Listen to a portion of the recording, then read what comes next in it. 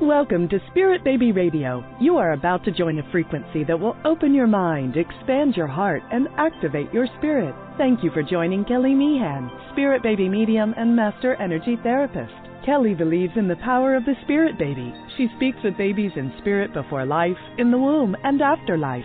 She supports, teaches, and guides others to tune into the intuitive and mystical parts of life for greater wisdom. Join her in meeting your soul baby and build your connection and relationship with deep love and trust. Welcome to Spirit Baby Radio with your host, Spirit Baby Medium, Kelly.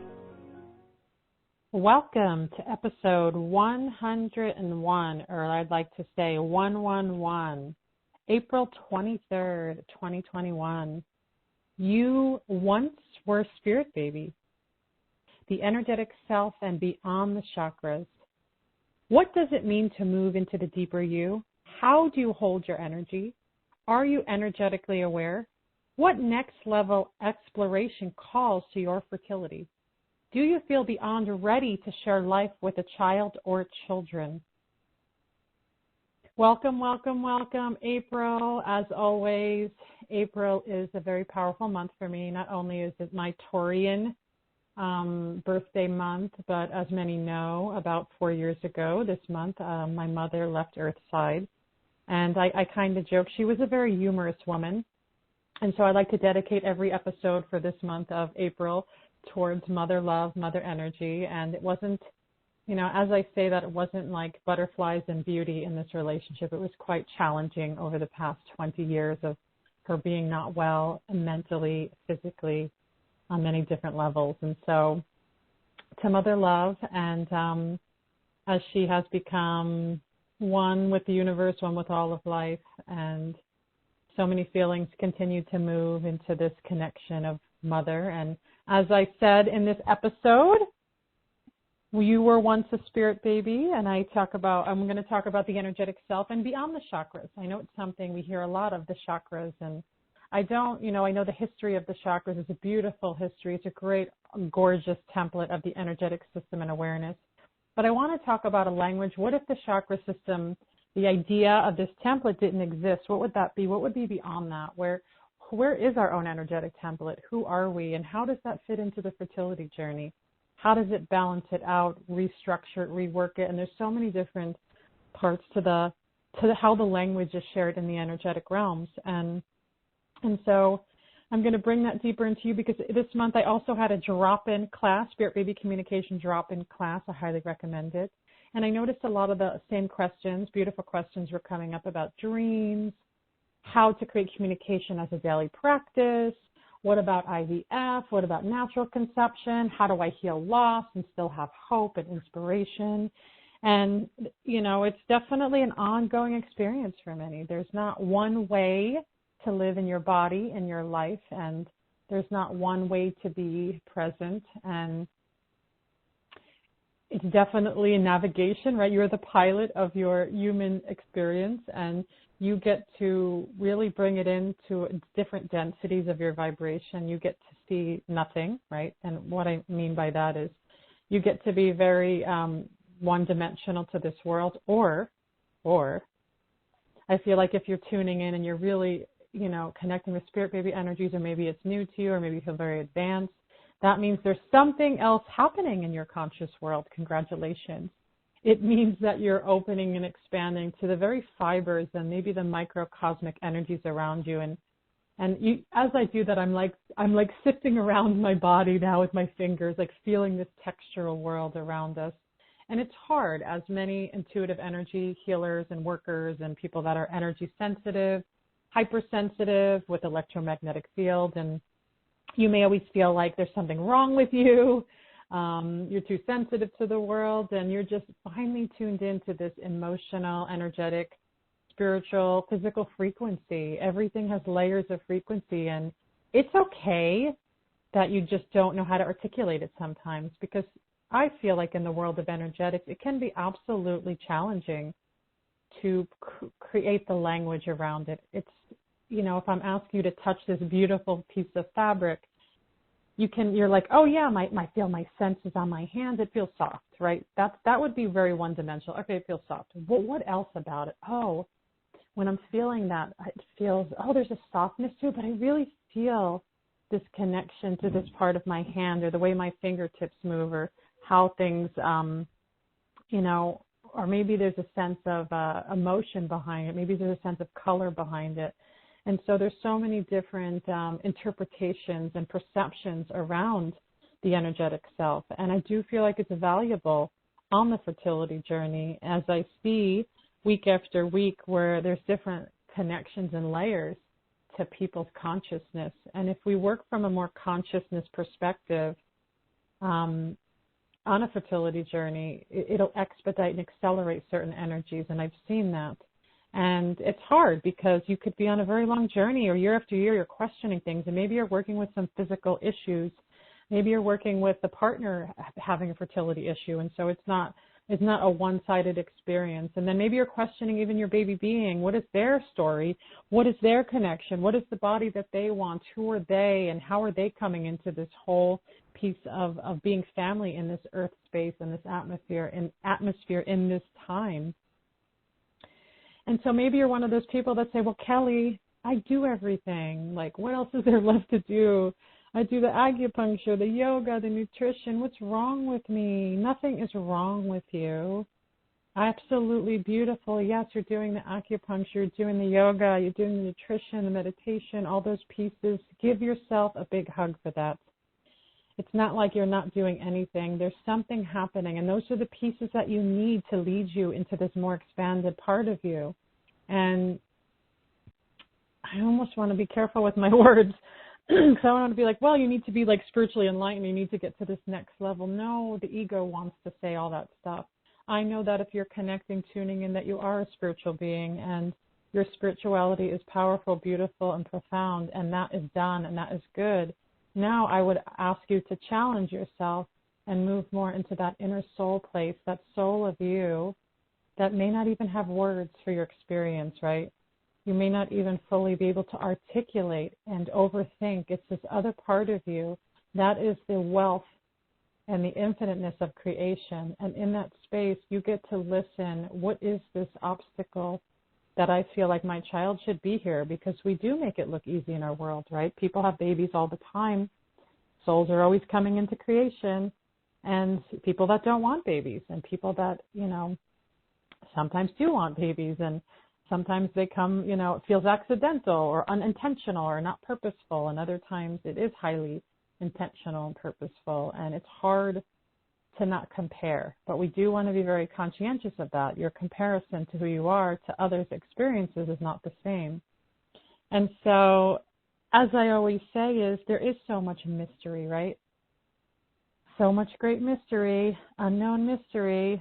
And again, your own perception, your own soul awareness, your own energy, the energy of the space around you is really the most important piece. It's information.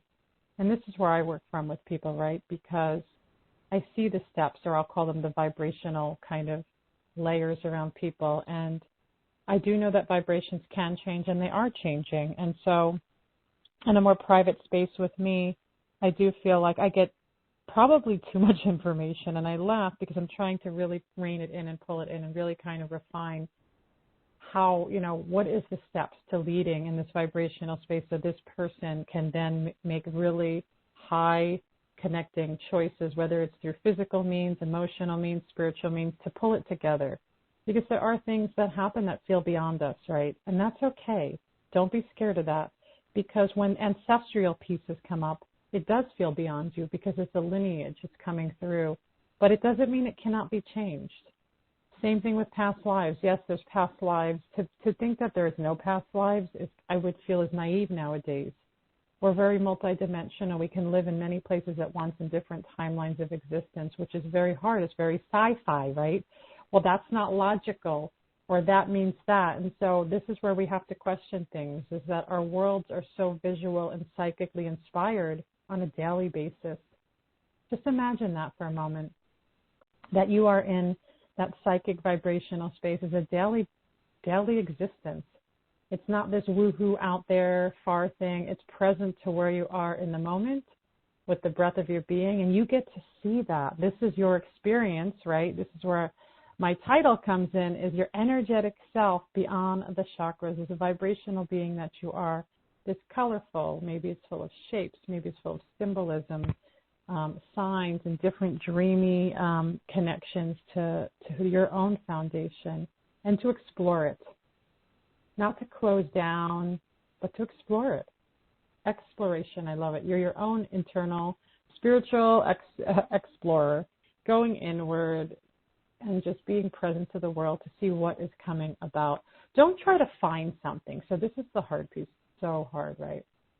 You need to find that one thing, and I always say this, give me that one thing. If I can find that one thing and I could fix it, I could take a pill, I could cut it out, I could sew it up. It doesn't always work that way. Yeah, you can take that pill and sew it up and cut it out, and it feels like it fixes it for a moment because you changed the energy for a moment because you've created trauma or resistance or shock to the body. And I'm not saying that to be negative. I'm saying that because there's a level of truth to your nervous system's reaction when there's all these procedures happening. But the soul is just, humbly listening and being a part of it. And you feel it. You feel it into all your bodies of being. I get it. I could be very hypersensitive with my own electromagnetic awareness. And so I know this physical body is like, it's a talker, right? It yells when it's in pain. It yells when, we're in resistance and sometimes a battle with it at times. And yet there's ancestral linkages. There's current life stuff. What about your own connection to you coming into this world as a baby being? As I said, you once were a spirit baby. That is a foundational piece to even where you are in your fertility journey. And it's probably many pieces to where you are now. And I would definitely encourage you, if you're on a conception journey that feels long, try not to. Try not to overthink it or find that one thing. See yourself as many layers, like the petal of a flower. As it comes to my mind is the sunflower. The seeds are so rich in the middle of these sunflowers. And there's so many beautiful little golden petals. Like all those golden petals are working with each other to the root, to the seed of creation. And so your experience is all those petals. There's so much happening in your world. And to listen to your intuition. Where does your intuition want to guide you next on your psychic, fertility, spirit baby communication, family creation practice, or reboot, or getting clear, grounding into it? Where is my child? How am I creating this? What is this piece? Do I have to sit in mystery for the rest of my life, or do I get to then push against different parts of myself, my own consciousness, with or without partner, with other, maybe if you have other children as well in that space, or family members or friends? Taking a breath, feel like your energetic self, coming back to that. And some of the things I want to talk about in this time is, I have a list, and this is going to be interesting, and I'm going to try to use the correct wording as I can from an energetic perspective, right? There's all these lists. Remember, what's her name from Hay House? Louise Hayes, amazing spirited being, right? Now she's in light body.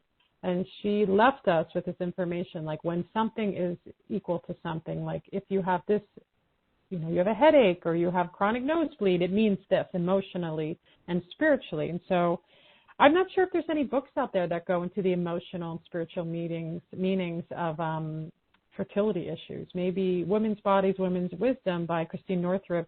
She goes into some women issues, but I think it's more of HPV and herpes and I want to say other things besides infectious diseases, where she gives a little bit of a template around the energetic piece or the emotional piece, like what does that mean? And I'm very cautious a bit to say, because I'm going to give you what I've seen. How about that? I'm going to give you what I've seen over the years working with many, many women in their bodies, in their sacral, in their womb space, looking at the uterus, the fallopian tubes, the ovaries, and I would say probably, I guess it's been 4 years, I've been more into the medical intuitive piece of it. Before then, I wasn't so I wasn't so accepting of it, let's say. I wasn't fully stepping into it. And then I realized after the death of my mother, who took a lot of energy for me to take care of her, I realized this medical intuitive piece was always there and was powerful, and I was going to just expand into it. I'm always expanding into it, learning and learning and learning. And so I'm going to give you a little bit of Louise Hayes-like kind of vibes into the energetic. And so what I did was I Googled causes of infertility, and Google, or it reduces infertility, per Google, and the AmericanPregnancy.org. I took their kind of ideas, or what are people having, what's going on, and let me look at it. So their first one on the list was of ovulation problems, which, okay, yeah, of course you can have ovulation problems with infertility. And I thought that was kind of vague, right? Because is it stress related or is it normal? Because I've seen energetically where some women don't ovulate all the time. It's not a bad thing. It may just be their system's energetic frequency. There could be a connection of lineage through the other feminine energies in life. So that was very vague. So I thought, oh, okay, that could be normal. It could be stress, right? So there's not a real, oh, well, this is this, and if you have an ovulation, it has to be this. I'd be very cautious with too much of that language, because as I've seen in my work, there is no cookie cutter person. People are so unique. So if someone comes to me with multiple miscarriage, which is quite common, that person's miscarriage is not going to be the same as someone else's. They could be similar things between people, but they're not always the same exact thing. And I don't like that. When someone told me, well, if you have a miscarriage, it's because you have past life issues. Is it though? Are you 100% sure of that? Because if it is, then let's heal that past life and get those babies. It doesn't always work that way. And so being very conscientious and cautious. So the next one on the list is endometriosis. So endometriosis is a very common one, right? It's a lot of women have either smaller or higher degrees of it, right? And I do feel like when I've seen endometriosis in people, it's a deep story. The deep story embedded into the physiology, and it's not just some physical thing. We'll just scrape it up, we'll clean it out, because why does it come back? Why does it, the inflammation, what is the energy around that? And so the deep story, sometimes it happens at a certain time in the lives of people. It just doesn't happen one day. It's built up over time. And so there's a story connected to mother, father, sister, brother. There's a story connected. And a lot of times it could be as, I want to say as simple, because life is not simple, but it could be as, questioning, going, oh yeah, there was some mother stuff, or there was some father stuff, or on this side or that side. And there's some interlinking. So sometimes you're just processing it through your womb space. And as I say, the womb is durable. It's powerful. It stretches. It gets beat up. It gets kicked, and gets kicked from the inside out, because it's meant to. It's meant to expand. It's meant to, be that durable. And so it retains and holds. And I love, what's her name? Wild Feminine, Tammy Lynn Kent. She talks about the pelvic floor as the bowl. It is a bowl. It is a bowl of creation. And it holds things. Bowls hold things.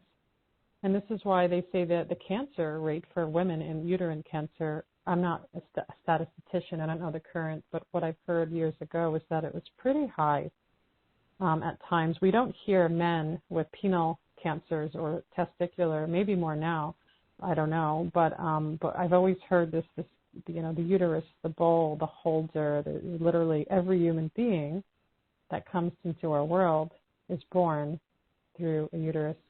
And I know what you're going to say is that many are trying to replicate growing babies, not just embryonic level, but inside a synthetic womb, and they haven't actually officially, hasn't been out yet, achieved that, because we know the baby being needs a heart and an emotional, conscious, psychic connection with a parent, not just growing inside a plastic bubble pretending it's the uterus. But there are some twisted people out there that think that that's okay. But we will try to uphold our divine nature to say, no, it's not okay. It's quite frightening. Poor egg quality. That's on the list, next on the list. How many times do we hear about poor egg quality? That's a very common one, right? But most people, as I heard from fertility doctors and experts, they don't really know unless they do some invasive testing. It's more of an educated guess, I guess, or just something that seems like it's okay, you're poor egg quality, but not everybody has poor egg quality.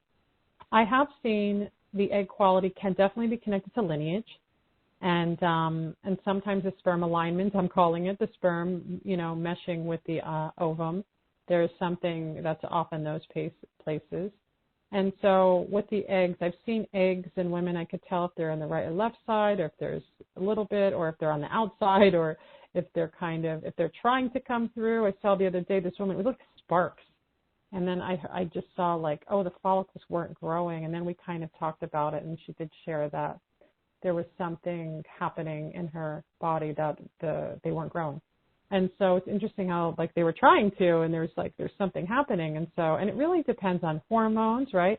And then we'll talk about the endocrine system is in that. That's a whole other part.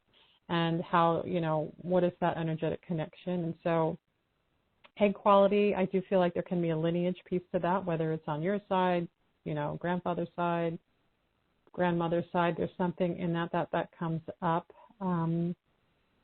The next one on the list is Pcos, Polycystic Ovarian Syndrome. I can't say there's a general cookie cutter, but what I've noticed with the energy of people that have this diagnosis have more prone to depression, depressive kind of energy around them. And so there's some emotional, mental piece that then gets translated into the body.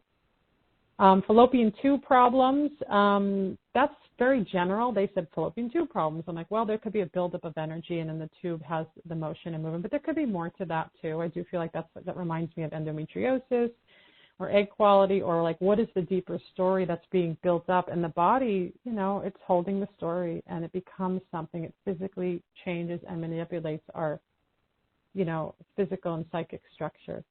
And of course, on their list is unexplained infertility, and of course, I've gotten a lot of that throughout the years, and meeting that on that very individual need is important. Could be anything from past life to ancestral life to current life. On the list, it made poor sperm quality.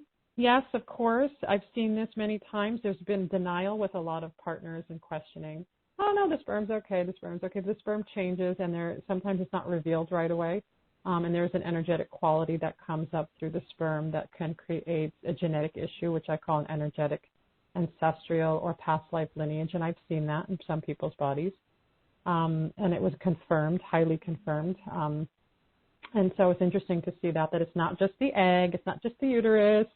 The sperm is really important, whether you're individual, whether you're in partnership, the sperm is a part. Unless, as I've used this term before, parthenogenesis, which is self-creation, which is a whole other conversation. And some people are born parthenogenically, which just means the egg knows how to create a baby without a sperm.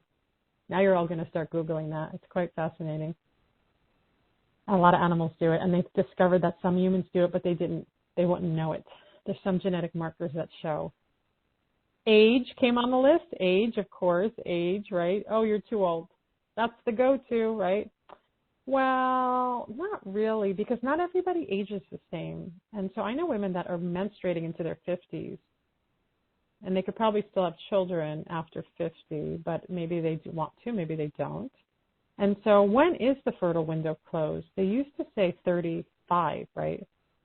Now it's like, are you kidding me? 35 is like 20. And 40? Oh my gosh.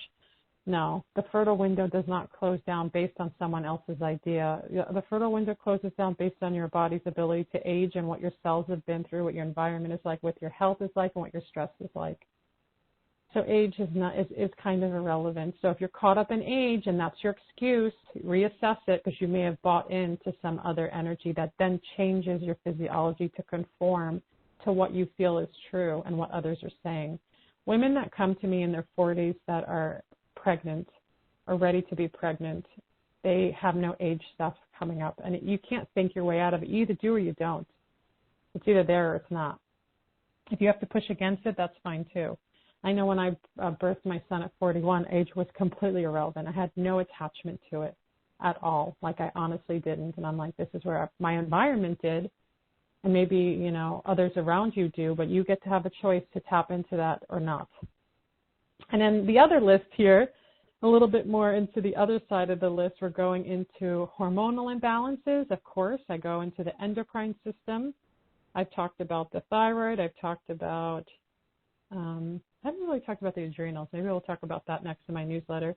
talked about the ovaries, I've talked about the uterus. There's all these different parts. And, of course, the pituitary gland, we can't leave that out. I've seen where people have had pituitary issues have a hard time conceiving. And it's quite interesting because the pituitary gland is the psychic eye. It's called the organ of the psychic eye. So I would look at, if there's pituitary issues, I would look at psychic awareness connection, the fear, the distrust, meshing those pieces together to then change the chemistry of the pituitary to be more in alignment. I knew a woman that I supported, and she had a stillbirth, and she wanted to conceive again. And suddenly, after the birth, the loss of her son was so traumatic on her body, on her world, and she's such a beautiful spirited woman. She had a child, a firstborn, and her second, and she struggled really to move into conception. And I don't know if I think she may have stopped going into there because her fear was powerful and potent. It became such a crutch to moving into any other directions. And that's, there's a choice in that, and in the sense of it just felt like the death, the annihilation in her internal world to move beyond that. And her pituitary actually showed on a scan that it was not in a good space, which 100% makes sense. Absolutely. So I talked about hormonal imbalance, the thyroid. I see a lot of, and so when there's thyroid issues, Hashimoto's or low thyroid, high thyroid, I do see a lot of ancestral pieces in there for a lot of people, not everybody. And I could see maybe sometimes there's an origin of grandmother, grandfather. Yet again, it's just going through the line. And of course, environmental toxins play a role in that, as well as current infections and things in the family lineage. And of course, as we know, the thyroid is the voice, right? The speaker, the connection. And how important is that? We do want to have our voices heard, being listened to and expressed, and that could definitely be ancestral, sometimes past life as well. Ovaries, as I said, ovaries made the list here. If there's ovary issues, I said emotional. Ovaries are so emotional. They're very delicate. They're like the lungs to me. They have a lot of feeling and emotion, and so we need those ovaries. We don't need both of them. We just need a little bit of one. Don't get overly, enchanted that everything has to work. I know 2 women that I supported that had one ovary, and they conceived, and one was natural, one was IVF, and they're working with a lot of other things too. And this boy is here, girl is here, and so ovaries are important, but I feel like they take a beating too, and there's definitely the emotion is really carried strongly when there's ovary issues, and there could definitely be other past issues connected to that, but just know that they're emotional. The next few more here that made the list: immune. I wrote immune system. This whole everybody's years ago it was really big. The immune system attacks itself. There's so many different theories around that. Does the body really want to attack itself? We have to really think about that. I love medical medium's perspective. You either love him or you hate him, but his perspective is quite profound. He believes that we have a lot of viruses in our body and that it's not innately doesn't want to attack itself. And on a private note, I have been following medical medium and his work and his book and doing his cleanses, and I have to say it's a miracle. I know he's helped over 1 million people or more. He's on to something with his protocols and his eating habits, because I literally went from chronic pain for years to it's almost gone by following a lot of his protocols. So I'm a believer in that, but I don't believe that the immune system is evil and it wants to attack people. And I know, again, there are antibodies that are higher in the body that show this inflammation or things are happening, but what is that? Is that the autonomic nervous system responding to the way life was as a child, or currently what is the stress at? And I've seen someone came to me with immune system stuff, and there was a background of a current life issue, and I named it from a country, and she confirmed it. Can't give too much detail around that, but it was that was the issue. I felt like no matter how many medicines and things they were going to do, the story was intense, this intense story that she probably never shared, that I saw and just named it, was that is the piece. It's not like your body is hurting itself, your ancestors are hurting themselves, and somehow it becomes a part of the current world, right? Spirituality doesn't it's not about time.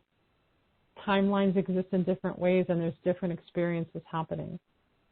So a few more on the list I have here. Tumors or cysts, right? Maybe tumors and cysts, those are just obstacles, emotional outbursts. Why do you have tumors? Why do you have cysts? What is the emotion? medical medium, also does cyst stuff with foods, which is quite excellent. Hint, hint, Cleanse to Heal book could be really helpful. I know women that cleared cysts through that. And so emotions, they're emotional bursts, whether it's anger, sadness, grief, clear those bursts. It's okay. Babies will still come. That's not going to be an obstacle as much as it is for you to navigate with it. Fibroids is big energy. I'm not going to lie. That's really, there's something deep in that structure, ancestral, past life, current life. It gets really intertwined and it becomes a part of the body. So I'd be curious. I've worked with people here and there, and that was a tricky one for sure. Sacred tissues, no, scar tissues, adhesions, if there's scarring and there's, deeper levels of scarring and the tissues are not, they're traumatized and they haven't had, they haven't had time to rebalance. That's going to be an issue, absolutely. Sometimes even with abortions or D&Cs after miscarriage, there's trauma, and we don't know how the internal scarring is, and there's a lot of emotion involved in that because the body inherently, right, your body wants to heal. Your body wants to find balance, and so looking at it from those perspectives can be really helpful. So I just gave you that list, and maybe I didn't give you a Louise Hayes-esque type of vibe because I'm so weary on pinpointing too much energy around one thing. I don't want to say, oh, but it's this and that's it. This is more of like a nice little template to kind of see where your energy goes, to listen, to see what wants to serve you next. And you are an energetic being. And you got this. You are on a fertility journey. Your issues, they can create a sense of limitation, but your new discovery is going to allow you to unwind the energy. Just like when you run outside and you breathe the air, it's changing energy. Your physical energy, your emotional, conscious energy. You are a conscious being. And, seeing yourself holding the most profound, I'm trying to look for a powerful word, a luminous, gracious love energy that you are, holding that, letting that be a part of you, holding that as this connection with this being, connecting with your spirit baby on many different levels.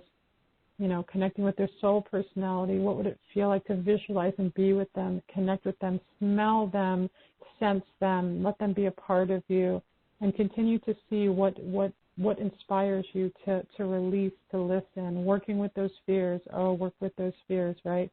Because your energetic self is really all of you. It's like all parts of you. Yeah, we can divide them up into different sections, but it's all of you. You are a current of energy. And that current of energy moves around you. And this is where I get to look at the current of energy around people to get this information because it's present, it's there. And so sit in your quiet spaces of your walk outdoors, in your room, in your bed, in the shower, in water. Be with it. Be with that part. You are an energetic being. Drop into your heart. See how your mind is just listening to where your heart's story is. And let the mind go. That's an easy said than done. The mind, you've got to practice that. The mind doesn't deserve so much of who you are in the present. And stop it. I say, go mind, stop it. Allowing yourself to tap into that soulful part of who you are and continue the journey forward. See what next brings you into inspiration, change, and brings you closer into receiving your baby being, whether through you, through others, through all this beautiful spiritual intervention, I will call it. But you. Continue to listen, be in love, and check in with spirit baby being or beings. See what that connection is. I want to thank you for joining episode 111, April 23rd, 2021. You were once a spirit baby, the energetic self, and beyond the chakras.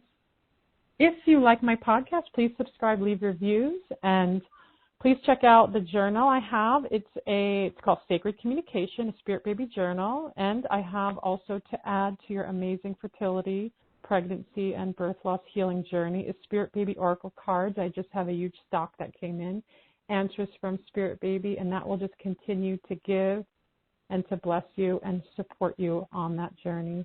Thank you so much for joining. This is Spirit Baby Radio. Thank you for joining Kelly in the energy of awareness, love, healing, and soul communication. Please join the next episode at www.soulbabycommunication.com.